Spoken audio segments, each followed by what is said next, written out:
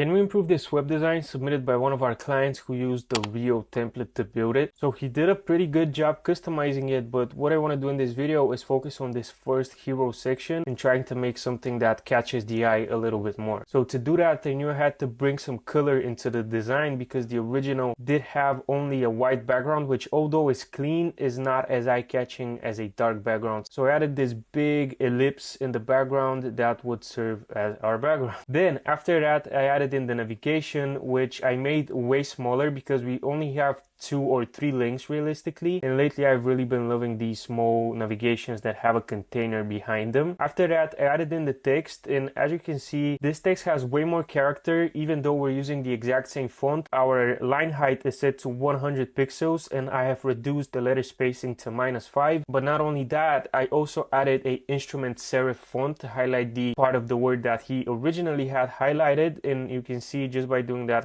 how much more character we add to the design. And then for the description, I just kept it simple. One thing is I added this pre-heading that says taking on 2 new clients in November, and when somebody clicks that, they would go to the book a call page. After that, I added in the button, and because we now have a dark blue background, I thought a golden color would really make it pop. And then I brought back this 200 plus happy clients element that we also have on the original design. So the layout now does look pretty clean, but I felt like the background still is a bit boring, so I wanted to add some texture to it to have some movement. So what I did is I added this blurred picture, and how I actually created this is I simply blurred this shape that I found online. So I've added 100 pixels of blurring in Figma, and we get this cool effect that adds a lot more motion to the design. Now it's time to figure out what we're gonna do with this empty space below. Originally he had his client logos here, but then below that he had his services, and because we're talking to business owners who have no idea how to implement AI in their business, I thought what better way than to showcase them some use cases for AI in their business. So I brought up the services in our hero section. This way people can immediately see some use cases that CodeBrew AI is actually delivering to their clients. With that out of the way, the last piece of the puzzle we need to complete is the client logo. So I simply added them at the bottom like this. So what do you think? Did we improve it?